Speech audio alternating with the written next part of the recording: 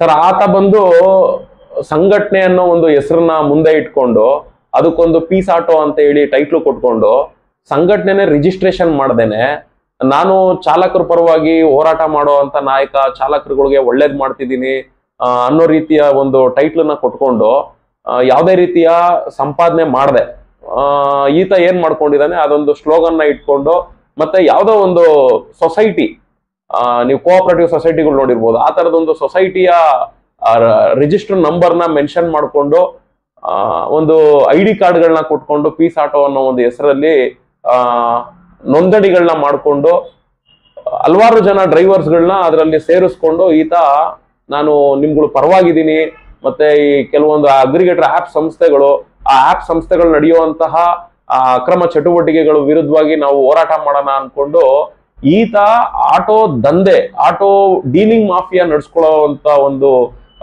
ಕೆಲ್ಸಕ್ಕೆ ಮತ್ತೆ ಅದ್ರ ಜೊತೆಗೆ ಇನ್ನು ಬೇರೆ ಬೇರೆ ಬಿಸ್ನೆಸ್ ಗಳನ್ನ ಆತ ತೊಡಕೊಂಡಿರೋದ್ರಿಂದ ಅದಕ್ಕೆ ಡ್ರೈವರ್ಗಳ ಅವಶ್ಯಕತೆ ಅದಕ್ಕೆ ತುಂಬಾ ಅವಶ್ಯಕವಾಗಿ ಬೇಕಾಗಿರೋದ್ರಿಂದ ಇವನು ಇದನ್ನ ಮುಂದೆ ಬಿಟ್ಕೊಂಡು ಒಳಗಡೆ ಈ ಒಂದು ದಂಧೆ ಮಾಫಿಯಾನ ನಡೆಸ್ತಾ ಇರುವಂತದ್ದು.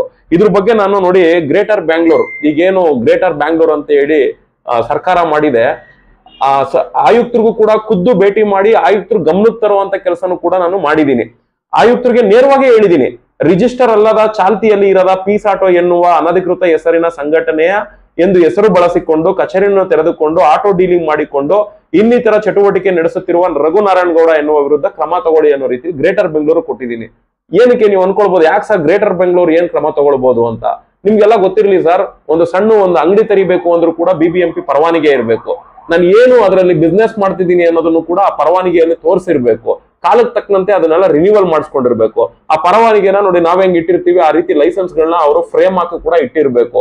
ಈ ತರ ಇವನ್ ಏನೂ ಕೂಡ ಪರವಾನಿಗೆನೆ ಪಡಿದೇನೆ ಆಟೋ ಚಾರ್ಸಿಗಳನ್ನ, ಆಕ್ಚುಲಿ ಚಾರ್ಸಿಗಳನ್ನ ತರಂಗೇ ಇಲ್ಲ, ಹೊಸ ಚಾರ್ಸಿಗಳನ್ನ ಶೋರೂಮ್ ಅಲ್ಲೇ ಮಾರ್ಬೇಕು. ಅದನ್ನ ಇವ್ರೇನ್ ಮಾಡ್ತಾರೆ, ಹೊಸ ಚಾರ್ಸಿಗಳನ್ನ RTO ನಿಯಮಗಳನ್ನೆಲ್ಲ ಮೀರ್ಕೊಂಡು ಅನಧಿಕೃತವಾಗಿ ಅಂತ ಆಟಗಳನ್ನ ತಗೊಂಡ್ಬಂದು ಇಲ್ಲಿ ಆಫೀಸ್ಗಳ ಮುಂದೆ ನಿಲ್ಲಿಸ್ಕೊಂಡು ಈ ತರ ಬೋರ್ಡ್ಗಳನ್ನ ಹಾಕೊಂಡು ಕೆಲವು ಡ್ರೈವರ್ಸ್ಗಳನ್ನ ಯಾರ್ಯಾರ್ದು ಬರ್ತಡೇ ಆಗದೆ ಕಾಯ್ತಾ ಇರ್ತಾರೆ. ಆ ಬರ್ತಡೇ ಆಗೋ ಡ್ರೈವರ್ಸ್ಗಳನ್ನ ಕರ್ಸೋದು, ಕೇಕ್ ಕಟ್ ಮಾಡಿಸೋ ನೆಪದಲ್ಲಿ ಪಾಪ ಅವ್ರು ಬರೋ ಅಂತವ್ರು ಅವ್ರ ಸ್ನೇಹಿತರು ಅವ್ರು ಇವ್ರನ್ನೆಲ್ಲ ಕರ್ಕೊಂಡ್ ಬರ್ತಾರೆ. ಅವ್ರಿಗೆ ಆ ಹೊಸ ಆಟಗಳು ನೋಡ್ತಿದ್ದಂಗೆ ಒಂದ್ ಆಸೆ, ನಾನೊಂದ್ ತಗೊಳ್ಳೋಣ ಅಂತ. ಈ ತರ ಒಂದು ಮೋಟಿವೇಶನ್ ನ ಕ್ರಿಯೇಟ್ ಮಾಡೋದು, ಆ ಆಫೀಸ್ಗಳಿಗೆ ಜನ ಬರೋ ಅಂತ ರೀತಿಯ ವಾತಾವರಣನ ಸೃಷ್ಟಿ ಮಾಡೋದು, ಅಲ್ಲಿ ಆಟಗಳನ್ನ ಮಾರೋದಕ್ಕೆ ಒಂದು ವ್ಯವಸ್ಥಿತವಾಗಿ ಮಾಡ್ಕೊಂಡು ಈ ತರ ಮಾರ್ತಾ ಇದ್ದಾರೆ. ಇದನ್ನ ನಾವು ಮನದಟ್ಟು ಮಾಡ್ಕೊಂಡು ಈ ಒಂದು ಸಂಘಟನೆ ರಿಜಿಸ್ಟ್ರೇಷನ್ ಅಲ್ವಾ ಅಂತ ಹೇಳಿ ಪರಿಶೀಲನೆ ಮಾಡೋದಕ್ಕೆ ಕೈ ಹಾಕಿದಾಗ ಇದು ಖಂಡಿತ ಸಂಘಟನೆ ರಿಜಿಸ್ಟ್ರೇಷನ್ ಅಲ್ಲ ಅನ್ನೋದು ಗೊತ್ತಾಗೋಯ್ತು. ಇದು ರಿಜಿಸ್ಟರ್ಡ್ ಸಂಘಟನೆ ಅಲ್ಲ. ಮತ್ತೆ ಇದಕ್ಕೆ ಸಂಬಂಧಪಟ್ಟಿರುವ ಹಾಗೆ ಯಾವ ದಾಖಲೆಗಳು ಕೂಡ ಸಂಬಂಧಪಟ್ಟಿರುವಂತ ಇಲಾಖೆಯಲ್ಲಿ ದಾಖಲೆ ಇಲ್ಲ ಅನ್ನೋದು ನಮಗೆ ಕನ್ಫರ್ಮೇಶನ್ ಆಯ್ತು. ಹಂಗಾಗಿ ನಾನು ಕೂಡ ಸಾಮಾಜಿಕ ಜಾಲತಾಣದ ಮುಖಾಂತರ ಹಲವಾರು ಬಾರಿ ಕೇಳಿದೀನಿ, ನಿನ್ನ ಸಂಘಟನೆಯ ರಿಜಿಸ್ಟ್ರೇಷನ್ ಕಾಪಿ ಹಾಕು, 13 ವರ್ಷ ಸಂಘಟನೆ ಅಂತ ರಿನ್ಯೂವಲ್ ಕಾಪಿ ಹಾಕು ಅಂತೆಲ್ಲ ಕೇಳಿರ್ತೀನಿ. ಅದಕ್ಕೆ ಆತ ಯಾವುದೇ ಕೂಡ ಪ್ರತಿಕ್ರಿಯೆಗಳನ್ನ ಕೊಡದೇನೆ ತಟಸ್ಥವಾಗಿದ್ದಾಗ, ಒಬ್ಬ ವ್ಯಕ್ತಿ ಮೌನವಾಗಿ ಅದ್ರ ಬಗ್ಗೆ ಏನು ಪ್ರತಿಕ್ರಿಯೆ ಕೊಡ್ದಂಗಿದ್ದಾನೆ ಅಂದಾಗ ಅಲ್ಲಿ ಕನ್ಫರ್ಮ್ ಇವನು ಅನಧಿಕೃತವಾಗಿ ಆ ಸಂಘಟನೆ ನಡೆಸ್ತಾ ಇರೋದು ಅನ್ನೋ ರೀತಿಲಿ ಆತ ಅವನ ಮೌನದಲ್ಲೇ ಅವನ ಒಂದು ಸಂಘಟನೆ ಅನಧಿಕೃತ ಅನ್ನೋ ರೀತಿಲಿ ತೋರಿಸ್ಕೊಂಡ. ಇದನ್ನ ನಾವು ಖಾತ್ರಿಪಡಿಸ್ಕೊಂಡ್ಮೇಲೆ ಈ ಆಫೀಸು ಕೂಡ ಇಲ್ಲಿಗಲ್ ಆಗೇ ಇರ್ತವೆ ಅನ್ಬಿಟ್ಟು ನಾವು BBMP ಆಯುಕ್ತರಿಗೆ ಪರಿಶೀಲನೆ ಮಾಡಿ ಡಾಕ್ಯುಮೆಂಟ್ ಇತ್ತ ಎಲ್ಲ ಒಂದ್ ಪ್ರತಿ ಜೆರಾಕ್ಸ್ ಕೊಡಿ, ಇಲ್ವಾ ಅವರ ಸಂಸ್ಥೆ ಅವ್ರ ಏನ್ ಆಫೀಸ್ಗಳು ತೆರ್ಕೊಂಡಿದ್ದಾರೆ ಪರಿಶೀಲನೆ ಮಾಡಿ ನೀವು ಕಾನೂನು ರೀತಿಯಲ್ಲಿ ಕ್ರಮ ಏನ್ ತಗೊಳ್ಬೇಕು ಅದನ್ನ ತಗೊಳ್ಳಿ ಅಂತ ಅವ್ರಿಗೂ ಕೂಡ ಕೊಟ್ಟಿದೀವಿ. ಜೊತೆಗೆ ಜಿಲ್ಲಾಧಿಕಾರಿ DC ಅವ್ರ ಗಮನಕ್ಕೂ ಕೂಡ ತರುವಂತ ಕೆಲಸನ ಮಾಡಿದೀವಿ. ಅಷ್ಟೇ ಅಲ್ಲದೆ ಸಾರಿಗೆ ಆಯುಕ್ತರ ಗಮನಕ್ಕೂ ಕೂಡ ತರುವಂತ ಕೆಲಸನೂ ಕೂಡ ಮಾಡಿದೀವಿ. ಮತ್ತೆ ವಾಣಿಜ್ಯ ಬಳಕೆಯ ಜಂಟಿ ಆಯುಕ್ತರು ಇದರಲ್ಲಿ ಪ್ಯಾಸೆಂಜರ್ ಆಟೋ, ಇದರಲ್ಲಿ ಶೋರೂಮ್ ಕಾರ್ ಇದು ಆಟೋ ಶೋರೂಮ್ಗಳು ಮತ್ತೆ ಸೇಟುಗಳು ಮತ್ತೆ ಪೊಲೀಸ್ ಕಮಿಷನರ್ ಕೂಡ ಗಮನಕ್ಕೆ ತರುವಂತ ಎಲ್ಲ ಕೆಲಸಗಳನ್ನ ಈ ರೀತಿ ಮಾಡಿದ್ದಾರೆ ಅಂತ ಹೇಳಿ. ಯಾಕೆಂದ್ರೆ ನಾವೆಲ್ಲ ಮನವಿಗಳು ಕೊಟ್ಟು ಅವ್ರ ಗಮನಕ್ಕೆ ತರಬೇಕು. ಸುಮ್ನೆ ನಾವು ಸೋಷಿಯಲ್ ಮೀಡಿಯಾದಲ್ಲಿ ಕೂತ್ಕೊಂಡು ಮಾತಾಡಿಸಕ್ನ ಅವ್ರು ನೋಡ್ಬಿಡಲ್ಲ, ಅವ್ರಿಗೆ ರೀಚ್ ಆಗ್ಬಿಡಲ್ಲ. ನಮ್ಗೆ ಯಾವ್ದೋ ದೂರ ಬಂದಿಲ್ಲ ಅಂತ ಅವ್ರ ಪಾಡು ಅವ್ರು ಆರಾಮಾಗಿರ್ತಾರೆ. ಹಂಗಾಗಿ ಅವ್ರಿಗೆ ಅವ್ರ ಇಲಾಖೆಗಳಿಗೆ ಇಂತ ಒಂದು ಆಕ್ಟಿವಿಟೀಸ್ ಗಳು ನಡೀತಾ ಇದೆ. ಆ ಆಟೋಗಳನ್ನ ಇಟ್ಕೊಂಡು ಡ್ರೈವರ್ಗಳಿಗೆ ಮೀಟರ್ಗಳನ್ನ ಕೊಡದೆ, ಮೀಟರ್ GST ಅಂದ್ರೆ ಮೀಟರ್ಗೆ GST ಬಿಲ್ಗಳನ್ನ ಕೊಡದೆ ಮೋಸ ಮಾಡ್ತಾ ಇದ್ದಾರೆ. ಮತ್ತೆ ಶೋರೂಮ್ ಪ್ರೈಸ್ ಗಳಲ್ಲಿ ಮೋಸ ಮಾಡ್ತಾ ಇದ್ದಾರೆ, ಮತ್ತೆ ಪರ್ಮಿಟ್ ಅಲ್ಲಿ ಮೋಸ ಮಾಡ್ತಾ ಇದ್ದಾರೆ ಅಂತೇಳಿ ಸಾಕಷ್ಟು ಇಲಾಖೆಗಳಿಗೆ ನಮ್ಮ ಸಂಘಟನೆ ವತಿಯಿಂದ ನಾವು ನೋಡಿ ಇಷ್ಟೆಲ್ಲಾ ದೂರುಗಳನ್ನ ಕೊಟ್ಟಿದೀವಿ. ಮತ್ತೆ ಏನು ಆಟಗಳನ್ನ ತಗೊಂಬಂದು ಇಲ್ಲಿ ಮಾರ್ತಾರೆ, ಆ ಒಂದು ಸಿಸ್ಟಮ್ ನ ನಿಲ್ಲಿಸಬೇಕು ಅಂತಾನು ಕೂಡ ನೋಡಿ ಆ ಶೋರೂಮ್ಗಳಿಗೂ ಕೂಡ ಭೇಟಿ ಕೊಟ್ಟಿದೀವಿ. 3 ಶೋರೂಮ್ಗಳಿಗೂ ಕೂಡ ಭೇಟಿ ಕೊಟ್ಟು ನೀವು ಇನ್ ಮುಂದೆ ಯಾವುದೇ ಕಾರಣಕ್ಕೂ ಆಟೋಗಳನ್ನ ಡೀಲರ್ಗಳಿಗೆ ಹೊರಗಡೆ ಕೊಡೋಗಿಲ್ಲ. ಅವ್ರು ವ್ಯಾಪಾರ ಮಾಡ್ತಾರ, ಸೆಕೆಂಡ್ಸ್ ಅಲ್ಲಿ ಮಾರ್ಕೊಳ್ಳಿ. ಶೋರೂಮ್ ಆಟೋಗಳನ್ನ ಯಾಕೆ ನೀವು ತಂದು ಇವ್ರುಗಳಿಗೆ ಕೊಡೋ ಅಂತ ಕೆಲಸ ಮಾಡ್ತಿದ್ದೀರಾ ಅಂತ ಹೇಳಿ ಅವ್ರುಗಳನ್ನ ಕೇಳಿದಂತ ಸಂದರ್ಭದಲ್ಲಿ ಆಗ ಒಂದು ಶೋರೂಮ್ನವರು ಖುದ್ದು ಸೈಲೆಂಟ್ ಆಗಿ ಬಾಯಿ ಬಿಡ್ತಾರೆ, ಸೋಮಶೇಖರ್ ಅವರೇ, ಸಾಕಷ್ಟು ಆಟೋಗಳು ಪರ್ಮಿಟ್ ಇಲ್ದೇ ಇರುವಂತ ರೀತಿಯಲ್ಲಿ ಇತ್ತು. ಅಂತ ಪರ್ಮಿಟ್ ಇಲ್ದಿರುವಂತ ಆಟೋಗಳನ್ನ ಈ ಡೀಲರ್ಗಳು ನಮ್ಗೆ ಮಾರ್ಸಿದ್ದಾರೆ. ಅಲ್ಲಿಗೆ ಆಟೋ ಚಾಲಕರುಗಳಿಗೆ ಮಕ್ಮಲ್ ಟೋಪಿ ಹಾಕಿದ್ದಾರೆ. ಹಂಗಾಗಿ ನಮ್ಗಳಿಗೆ ಅವ್ರ ಆಟ ಸಂದರ್ಭದಲ್ಲಿ ಹೆಲ್ಪ್ ಮಾಡಿರೋದ್ರಿಂದ ನಾವು ಅವ್ರನ್ನ ಕಳ್ಕೊಳಕ್ ಇಷ್ಟಪಡಲ್ಲ. ನಾವು ಅವ್ರಗಳಿಗೆ ಆಟೋ ಕೊಟ್ಟೇ ಕೊಡ್ತೀವಿ ಅನ್ನೋ ಒಂದು ದೃಢವಾದ ನಿಲುವಲ್ಲಿದ್ದಾರೆ. ಇದನ್ನ ಪ್ರಶ್ನೆ ಮಾಡಿ ಕೇಳ್ಬೇಕಾಗಿರೋ ಅಂತವ್ರು ಇಲಾಖೆಗಳು. ಇವ್ರ ಗಮನಕ್ಕೂ ಕೂಡ ಪರಿಪೂರ್ಣ ಮಾಹಿತಿಗಳನ್ನ ಕಲೆ ಹಾಕಿ ದೂರುಗಳನ್ನ ಕೊಟ್ಟರು ಸಹ ಇಲಾಖೆಗಳು ಇದ್ರ ಬಗ್ಗೆ ಏನೂ ಕೂಡ ಕ್ರಮ ತಗೊಂಡಿದೆ. ಇಂಥ ರೀತಿಲಿ ನಾವು ಕ್ರಮ ತಗೊಂಡಿದೀವಿ ಅಂತ ಇವತ್ತವರೆಗೂ ಒಂದು ಇಂಬರಹಗಳು ಕೂಡ ಬಂದಿಲ್ಲ. ಹಂಗಾಗಿ ನಾವೇನ್ ಮಾಡಿದೀವಿ, ಸೋಷಿಯಲ್ ಮೀಡಿಯಾ ಮುಖಾಂತರ ಇದೆಲ್ಲ ಜನತೆ ಗೊತ್ತಾಗ್ಬೇಕು, ಚಾಲಕರ ವರ್ಗಕ್ಕೆ ಗೊತ್ತಾಗ್ಬೇಕು ಅಂತೇಳಿ ಇದನ್ನೆಲ್ಲ ನಾವು ಸೋಷಿಯಲ್ ಮೀಡಿಯಾ ಮುಖಾಂತರ ತಿಳಿಸುವಂತ ಪ್ರಯತ್ನ ಮಾಡಿದೀವಿ. ಆ ವಿಷಯ ನಿಮ್ಗೆಲ್ಲ ಗೊತ್ತಾಗಿದೆ. ನೀವೆಲ್ಲ ನೋಡ್ತಿರ್ಬೋದು, ಈ ಆಟೋ ದಂಧೆ ಮಾಫಿಯಾ ಅನ್ಕೊಂಡು ನಾನು ಕೂಡ ಸೋಷಿಯಲ್ ಮೀಡಿಯಾದಲ್ಲಿ ಸಾಕಷ್ಟು ವಿಡಿಯೋಸ್ಗಳನ್ನ ಅಪ್ಲೋಡ್ ಮಾಡಿದ್ದೀನಿ. ಆಟೋ ಚಾಲಕರನ್ನೆಲ್ಲ ಕರ್ಕೊಂಡೋಗಿ ಮಾತಾಡ್ಸಿದ್ದೀನಿ. ಕಾರಣ ಏನು ಅಂದ್ರೆ, ಸರ್ಕಾರ ಈ ಹಿಂದೆ 1,60,000 ಪರ್ಮಿಟ್ ಅಷ್ಟೇ ಕೊಟ್ಟಿದ್ದು. ಮಿತಿ ಮೀರಿ ಪರ್ಮಿಟ್ಗಳನ್ನ ಮೀರಿ ಸಿಗದೇ ಇರುವಂತ ಪರ್ಮಿಟ್ಗಳನ್ನು ಕೂಡ ಅರ್ಥ ಮಾಡ್ಕೊಂಡು ಗಾಡಿಗಳನ್ನ ಮಾರಿದ್ದಾರೆ. ಅಂತ ಚಾಲಕರುಗಳಿಗೆ ಪರ್ಮಿಟೇ ಇಲ್ಲ. ಈಗ ಕಾಂಗ್ರೆಸ್ ಗೌರ್ಮೆಂಟ್ ಬಂದ್ಮೇಲೆ 2025ರಿಂದ 1,00,000 ಪರ್ಮಿಟ್ ನ ರಿಲೀಸ್ ಮಾಡಿದ್ದಾರೆ. ವರ್ಷಕ್ಕೆ 20,000 ಪರ್ಮಿಟ್ ಸೇಲ್ ಆಗ್ಬೇಕು ಅಂತ. ಇವ್ರೇನ್ ಮಾಡಿದ್ದಾರೆ, ಹೆಂಗಿದ್ರು ಪರ್ಮಿಟ್ ಬಿಟ್ಟವ್ರಲ್ಲ ಅಂತ ಹೇಳಿ ಮತ್ತೆ ಇವರು ಆಟೋಗಳನ್ನ ಮಾರೋದಕ್ಕೆ ಏನ್ ನಿಂತ್ಕೊಂಡ್ರು. ಇಲ್ಲಿ ಪರ್ಮಿಟ್ಗಳು ಕೇವಲ 500 ರೂಪಾಯಿ ಅಷ್ಟೇ ಆಗೋದು.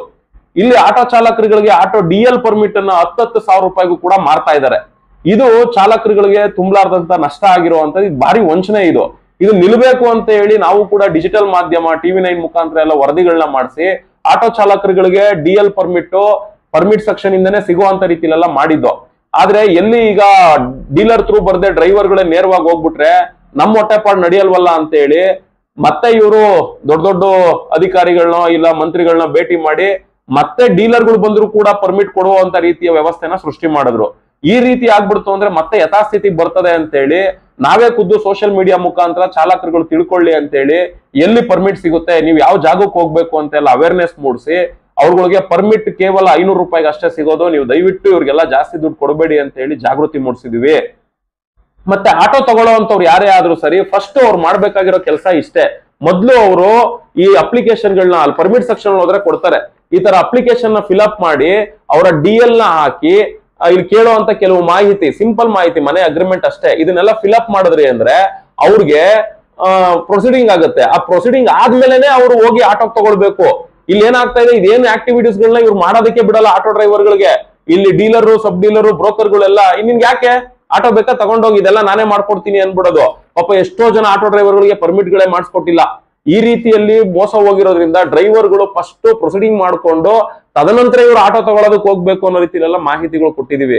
ಆಟೋ ಶೋರೂಮ್ಗಳಿಗೆ ಹೋದ್ರು ಅಷ್ಟೇ, ಅಲ್ಲಿ ಎಕ್ಸ್ ಶೋರೂಮ್ ಪ್ರೈಸ್ ಒಂದಿದ್ರೆ ಇವರೇ ಒಂದು ಎಕ್ಸ್ ಪ್ರೈಸ್ ಶೋರೂಮ್ ರೇಟೇ ಬರ್ದಿದ್ದಾರೆ. ಮತ್ತೆ ಆಟೋ ಮೀಟರ್ಗಳು ಸಾಕಷ್ಟು ನೀವೇ ದಾಖಲೆಗಳು ನೋಡಿರ್ತೀರಾ, ಅದರಲ್ಲಿ 3,500, 4,500 ಈ ರೀತಿಲೆಲ್ಲ ಬರೀತಾರೆ. ಅದು GST ಬಿಲ್ ಕೊಡಿ ಅಂದ್ರೆ ಇಲ್ಲ, ಓವರ್ ಆಲ್ ಬಲ್ಕು 2,58,000 ನಾವು ಬಿಲ್ ಕೊಡ್ತೀವಿ ಅಂತ ಹೇಳಿ ಈ ರೀತಿ ಕೂಡ ಮಕ್ಮಲ್ ಟೋಪಿ ಹಾಕ್ತಿದ್ದಾರೆ. ಆಮೇಲೆ ಹ್ಯಾಂಡ್ಲಿಂಗ್ ಚಾರ್ಜ್ ಅನ್ಕೊಂಡು ಮತ್ತೆ ಇನ್ನು ಎಕ್ಸೆಟ್ರಾ ಚಾರ್ಜಸ್ ಗಳನ್ನ ಹಾಕೊಂಡು ನಿಜಕ್ಕೂ ಕೂಡ ಈ ಆಟೋ ಚಾಲಕರುಗಳಿಗೆ ಭಾರಿ ವಂಚನೆ ಮಾಡುವಂತ ಒಂದು ಕೆಲಸ ಶೋರೂಮ್ ಅಲ್ಲೇ ಮಾಡ್ತಾ ಇದ್ದಾರೆ. ಅಂದ್ಮೇಲೆ ಅಲ್ಲಿಂದ ತಗೊಂಬರುವಂತ ಈ ಡೀಲರ್ಗಳು ಇವ್ರಿಗೆಲ್ಲ ಯಾಕೆ 100% ಇವರು ಕೂಡ ಜಾಸ್ತಿಯಾಗಿ ಮಾರ್ಕೊಂತಿದ್ದಾರೆ. ಹಂಗಾಗಿ ಡ್ರೈವರ್ಗಳು ಯಾರು ಹೋಗ್ಬೇಡಿ, ಶೋರೂಮ್ ಅಲ್ಲೇ ತಗೊಳ್ಳಿ, ಶೋರೂಮ್ ಅಲ್ಲೇ GST ಬಿಲ್ ಕೇಳಿ ಅಂತ ಹೇಳಿ ಅವೇರ್ನೆಸ್ ನ ಮೂಡಿಸಿದೀವಿ. ಮತ್ತೆ ಅದ್ರ ಜೊತೆಗೆ ಏನು ಕೆಲವರೆಲ್ಲ ಇದ್ದಾರೆ ಅಂತವ್ರು ತೊಂದರೆ ಇಲ್ಲ, ಹೋಗಿ ತಿಳ್ಕೊಳ್ಳಿ, ಎಷ್ಟಾಗುತ್ತೋ ಅಷ್ಟು ಬಡ್ಡಿ ಕಮ್ಮಿ ಸಿಕ್ಕರೆ ನೀವೇ ನೇರವಾಗಿ ವ್ಯವಹಾರ ಮಾಡ್ಕೊಳ್ಳಿ ಅನ್ನೋ ರೀತಿಲೆಲ್ಲ ನಾವು ಒಂದು ಗ್ರೂಪ್ಗಳನ್ನ ಮಾಡ್ಕೊಂಡು ಮಾಹಿತಿಗಳನ್ನ ಕೊಡ್ತಾ ಇದೀವಿ. ಸಾಧ್ಯ ಆದಷ್ಟು ಈ ತರ ಸಂಘಟನೆ ಎಲ್ಲ ಕಟ್ಕೊಂಡು ಗಾಡಿಗಳನ್ನ ಮಾರುವಂತವ್ರು ಇವ್ರು ಯಾರು ಕೂಡ ಇಷ್ಟೆಲ್ಲ ಪರಿಪೂರ್ಣ ಮಾಹಿತಿ ಕೊಡದೇನೆ 2,85,000, 90,000, 3 ಲಕ್ಷಕ್ಕೆಲ್ಲ ಆಟೋ ಮಾರ್ತಾ ಇದ್ದಾರೆ. ಇದೆಲ್ಲ ಮಾಡಬಾರ್ದು ಅಂತ ಹೇಳಿ ನಾವ್ ಎಷ್ಟೇ ಹೇಳಿದ್ರು ಕೂಡ ಅವರು ಕೇಳದೆ ಅದನ್ನೇ ಮುಂದುವರಿಸ್ತಿರೋದ್ರಿಂದ ನಾನು ಆ ವ್ಯಕ್ತಿ ಏನಿದಾನೆ ಪೀಸ್ ಆಟೋ ರಘು ಅಂತ ಹೇಳಿ ಆ ವ್ಯಕ್ತಿ ಬಂದು ಸಂಘಟನೆ ರಿಜಿಸ್ಟ್ರೇಷನ್ ಮಾಡದೇನೆ, ಡೀಲರ್ದು ಕೂಡ ರಿಜಿಸ್ಟ್ರೇಷನ್ ಮಾಡ್ಕೊಳ್ದೇನೆ, ರಿಜಿಸ್ಟ್ರೇಷನ್ ಆಗದೆ ಇರುವಂತ ಆಟೋಗಳನ್ನೆಲ್ಲ ತಗೊಂಡ್ಬಂದು ಈತ ಹೊಟ್ಟೆಪಾಡು ಮಾಡ್ಕೊಳ್ಳೋ ಸಲುವಾಗಿ ಅಮಾಯಕರ ಚಾಲಕರುಗಳಿಗೆ ಈತ ಏನೋ ಗಾರ್ಮೆಂಟ್ಸ್ ಅಲ್ಲಿ ಕೆಲಸ ಮಾಡ್ಕೊಂಡಿದ್ದಂತೆ, ಒಂದು PF ದುಡ್ಡು ಬಂತಂತೆ, ಆ ದುಡ್ಡಲ್ಲಿ ಆಟೋ ತಗೊಳಕ್ ಹೋದಾಗ ಈತನಿಗೆ ತುಂಬಾ ವಂಚನೆ ಆಗೋಯ್ತಂತೆ. ಆ ವಂಚನೆ ಆಗಿರೋದ್ರಿಂದ ಬೇರೆ ಚಾಲಕರುಗಳಿಗೆ ವಂಚನೆ ಆಗ್ಬಾರ್ದು ಅಂತ ಹೇಳಿ ನಾನು ಆಟೋ ಮಾರ್ತಿದ್ದೀನಿ ಅಂತ ಹೇಳಿ ಇನ್ನೂ ಜಾಸ್ತಿ ವಂಚನೆ ಮಾಡುವಂತ ರೀತಿಯಲ್ಲಿ ಹಣಗಳನ್ನ ಪೀಕುವಂತ ಕೆಲಸಗಳನ್ನ ಈತ ಮಾಡ್ತಿರೋದ್ರಿಂದ ನಾವ್ ಇದನ್ನೆಲ್ಲ ಕ್ರಾಸ್ ಕ್ವಶನ್ ಮಾಡಿ ಪ್ರಶ್ನೆಗಳನ್ನ ಕೇಳಕ್ ನಿಂತಾಗ ಇಲ್ಲೇ ನಮ್ಮ ಆಫೀಸ್ ಮುಂದೆನೆ ಸಾಕಷ್ಟು ಜನ ಚಾಲಕರುಗಳನ್ನ ಕರ್ಕೊಂಡ್ ಬರೋದು, ಈತ ಎಲ್ಲ ಇದ್ರ ಬಗ್ಗೆ ಎಲ್ಲ ತಿಳಿಸ್ಕೊಟ್ರೆ ನನ್ಗೆ ಇಮೇಜ್ ಡ್ಯಾಮೇಜ್ ಆಗ್ತದೆ, ಡ್ರೈವರ್ಗಳು ನನ್ ಮೇಲೆ ನಂಬಿಕೆ ಕಳ್ಕೊಂತಾರೆ ಅಂತ ಹೇಳಿ ಸುಮ್ನೆ ಡ್ರೈವರ್ಸ್ಗಳನ್ನ ಕರ್ಕೊಂಬೋದಿಲ್ಲ, ಗಲಾಟೆಗಳು ಮಾಡೋದು ಇವೆಲ್ಲ ಮಾಡಿದ್ರು. ಸರಿ, ನಿನ್ ಪಾಡ್ ನೀನ್ ಮಾಡ್ಕೊ, ನನ್ ಕೆಲಸ ಏನ್ ಮಾಡ್ಬೇಕು ನಾನು ಮಾಡ್ತೀನಿ ಅಂತ ಹೇಳಿ ಹಂತವಾಗಿ ನನ್ನ ಕೆಲಸಗಳನ್ನ ನಾನು ಮಾಡ್ತಾ ಸಾಗ್ತಾ ಬಂದೆ. ಆತನು ಕೂಡ ಸಾಕಷ್ಟು ಪ್ರಶ್ನೆಗಳನ್ನ ಕೇಳಿದೀನಿ, ಇವತ್ತವರೆಗೂ ಕೂಡ ರೀಪ್ಲೇ ಕೊಡದೆ ಆತನ ಸೋಷಿಯಲ್ ಮೀಡಿಯಾಗಳಲ್ಲಿ ಅವಂದೇ ಆದ ಆಕ್ಟಿವಿಟೀಸ್ ಗಳನ್ನ ಹಾಕೊಂಡು ಹೋಗೋದು ಈ ತರ ಎಲ್ಲ ಮಾಡ್ಕೊಂಡು ಹೋಗ್ತಿರೋದ್ರಿಂದ ಇಲ್ಲಿ ನಮ್ಗೆ ಸ್ಪಷ್ಟವಾಗಿ ಅರ್ಥ ಆಯ್ತು ಈತ ನಾವು ಹೇಳಿರೋ ಅನ್ನೋ ರೀತಿಯಲ್ಲೇನೆ ಈತ ಆ ನಿಲುವಲ್ಲೇ ಇದ್ದಾನೆ ಅಂತೇಳಿ. ಬೇಕಾದ್ರೆ ನಿಮ್ಗೂ ಕೂಡ ನಾನು ಪ್ರಶ್ನೆ ಮಾಡಿ ಕೇಳ್ತಾ ಇದ್ದೀನಿ, ಹೋಗಿ ಆತನ ಕೇಳಿ. ನಾನ್ ಕೇಳಿರುವಂತ ಪ್ರಶ್ನೆಗಳು ಇಷ್ಟೇ, ಸಿಂಪಲ್. ಆತನ ಸಂಘಟನೆ ಏನ್ 13 ವರ್ಷ ಅಂತ ಹೇಳಿದಾನೆ, 13 ವರ್ಷದ ರಿನ್ಯೂವಲ್ ಕಾಪಿ ಬೇಕು ಅಷ್ಟೇ ನಾವು ಕೇಳ್ತಾ ಇರೋದು. ಆತನ ಲೆಕ್ಕ ಪುಕ್ಕ ಅವೆಲ್ಲ ನಾವೇನ್ ಕೇಳ್ತಿಲ್ಲ. ಆಟೋ ಡೀಲಿಂಗ್ ಶಿಪ್ ಏನ್ ಮಾಡಿದಾನೆ ಅದ್ರದ್ದು ಡೀಲರ್ ಲೈಸೆನ್ಸ್ ಬೇಕು.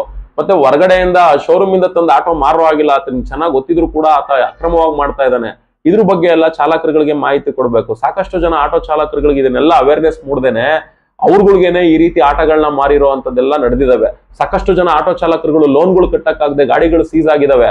ಅಂತ ಗಾಡಿಗಳು ಬೇರೆಯವ್ರಿಗೆ ಮಾರಿರ್ತಾರಲ್ಲ ಅದೆಲ್ಲ ಟ್ರಾನ್ಸ್ಫರ್ ಆಗಿರೋದಿಲ್ಲ, ಇನ್ನು ಅದೇ ಹೆಸರಲ್ಲೇ ರನ್ ಆಗ್ತಿರ್ತವೆ. ಅಂತ ಚಾಲಕರುಗಳೇ ಪಾಪ ಅವ್ರ ಹೆಸರಲ್ಲೇ ರನ್ ಆಗ್ತಿರುವಂತ ಗಾಡಿಗಳಿಗೆ ಲೋನ್ಗಳು ಹಾಕೊಡೋದು ಇದೆಲ್ಲ ಮಾಡಿದ್ದಾರೆ.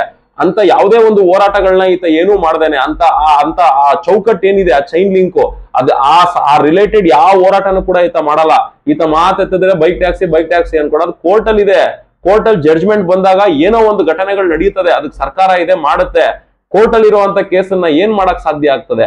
ಸುಮ್ನೆ ಕೋರ್ಟ್ ಬೈಕ್ ಟ್ಯಾಕ್ಸಿ ಅಂತ ಹೇಳಿ ಅದನ್ನ ತೋರಿಸ್ಕೊಂಡು ಈತನ ಹೊಟ್ಟೆಪಾಡನ್ನ ಮಾಡ್ಕೊಳ್ಳೋ ಸಲುವಾಗಿ ಈ ರೀತಿ ಆಟೋ ಡ್ರೈವರ್ಸ್ಗಳಿಗೆ ಜಾಗೃತಿ ಮೂಡಿಸುವಂತ ಕೆಲಸ ಮಾಡದೆ ಆಟೋಗಳನ್ನ ಮಾರ್ಕೊಂಡು ಈತನು ಕೂಡ ಹೊರಗಡೆ ಡೀಲರ್ಗಳ ರೀತಿ ಅಂತಾನೆ ಕೆಲಸ ಮಾಡ್ತಿರೋದ್ರಿಂದ ಇದನ್ನೆಲ್ಲ ನಾನು ವಿರೋಧ ಮಾಡ್ತಾ ಇದ್ದೀನಿ.